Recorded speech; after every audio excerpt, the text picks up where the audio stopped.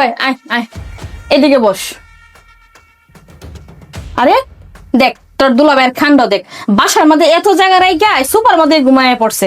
আচ্ছা যাই হোক, শুন আমি একটু বাহির থেকে আসছি তো, আমি ফ্রেশ হয়ে আসতেছি আর তোর জন্য ঠান্ডা পানি নিয়ে আসতেছি, তুই এই জায়গায় বো। হ্যাঁ আচ্ছা ঠিক আছে।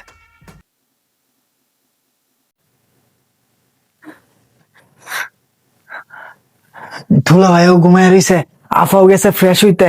এতগুলা টাকা, এই সুযোগে আমি কামড়া সাইরা লাই।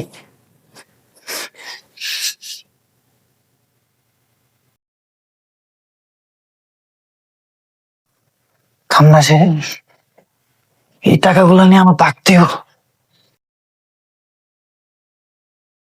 এই জন্যই এই লো পানি।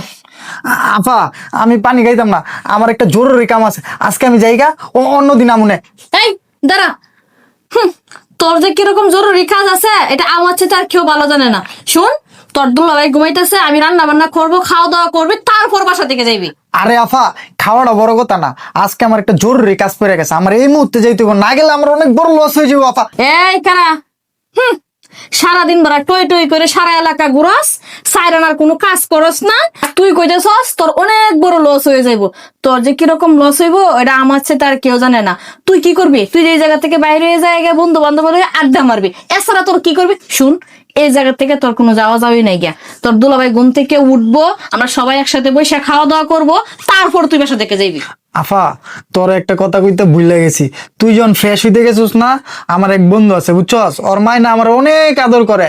হঠাৎ করে আমার ফোন দিয়ে কইতাছে, দোস্ত আমার মা অনেক অসুস্থ, আমার আম্মারে না 1 লাখ হসপিটালে লয়ে যেতেছি না, তুই যদি আইতে তাহলে আমার হসপিটালে লয়ে যেতাম, এই জন্য আমি তাড়াহুড়ো করে যাইতেছি গা। আফা আমার বন্ধুর কাছে আমি যাই, নাহলে আমার সম্পর্কটা ঠিকঠাক তো নল লাগে। শোন, সামান্য একটা বিষয়ের লেগে তুই এত টেনশন করতেছস। শুন, তোর দুলাভাইয়ের না হাসপাতালে অনেক ডাক্তার পরিচিত আছে, ও একটা ফোন করে বইলে দিলে তোর বন্ধুর মার চিকিৎসা হয়ে যাবে। তুই তো টেনশন করিস না, ও ঘুম থেকে আগে উঠো, উঠলেই ফোন দিয়ে বইলে দিব। আফা তুই বুঝতেছস না, আমার যাও নেই লাগবে। কি এসেছিলাস এখানে? এই জনি, জনি কখন আইছে? আরে দেখো না, একটু আগে আসছিল, যাওয়ার জন্য একবারে পাগল হয়ে গেছে। আর শুনো, ওর বন্ধুর মা নাকি অসুস্থ, তোমার তো হসপিটালে ডাক্তারের সঙ্গে অনেক পরিচিত আছে, তুমি একটু ফোন দিয়ে বলে দাও তো, যাতে ওর বন্ধুর মা চিকিৎসাটা ভালোভাবে করে। আচ্ছা ঠিক আছে, আমি ফোন করে বলে দিতেছি জনি, ডাক্তার ভালো চিকিৎসা করবে, সমস্যা নাই।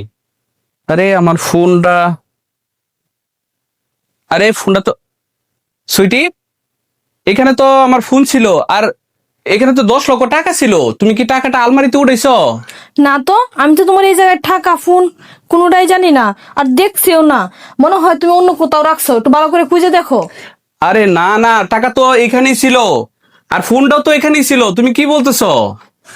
আরে শুনো, আমি মাত্র বাহির থেকে আসলাম, আর সারাক্ষণ তো তুমি বাসায় ছিলে, তুমি ছাড়া তো বাসায় কেউ ছিল না, তাহলে টাকা কে নিবে? হয়তো মনে হয় কোনো জায়গায় ভুল করে রাখছো। আচ্ছা ঠিক আছে, তুমি মাথা ঠান্ডা করো, এক কাজ করো, তোমার ফোনটা দাও তো, তোমার ফোন দিয়ে ফোন করো, তাহলে তো বেরিয়ে পড়ে। আচ্ছা ঠিক আছে, আমি ফোন আনতেছি। ভাই আমি যাইগা, আপনারা ফোন খুঁজেন। আরে না না না, জনি দাঁড়াও, টেনশন করো না, তোমার আফু আসুক। এই যে নাও ফোন, নাও।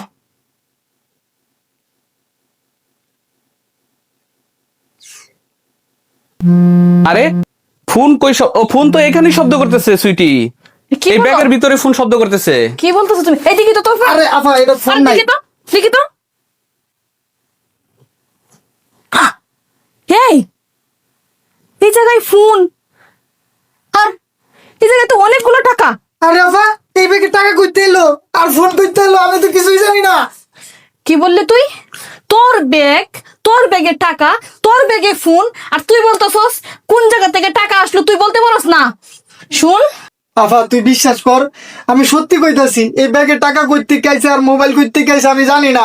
কি আমি বিশ্বাস করব তোকে? আর শুন, এই জায়গায় কি হয়েছে না, এটা আমার বুঝার আর কোনো বাকি নেই। তুই কি করে পারলি এই কাজটা করতে? তুই তোর আপন বোনের বাসায় আইসা এই কাজটা তুই করতে পারলি? তুই আমার মান সম্মান সব দুলোই মিশে দি।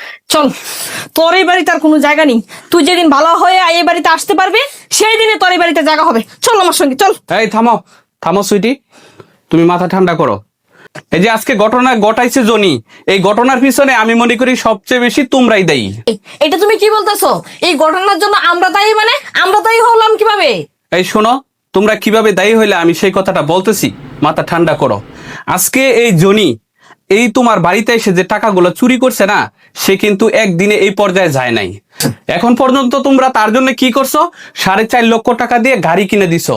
আর এই গাড়ির পিছনে প্রতিদিন কত টাকা খরচ হয় এটার সম্পর্কে তোমাদের কোনো ধারণা আছে?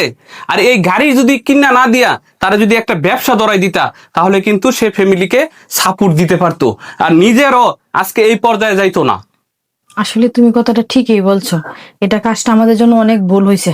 তবে হ্যাঁ, চল আজকে তোকে এই গাড়িটা বিক্রি করে তোকে আমি ব্যবসা ধরিয়ে দিচ্ছি। চল আমার সঙ্গে, চল চল, গাড়ি তোকে আজকে দিব।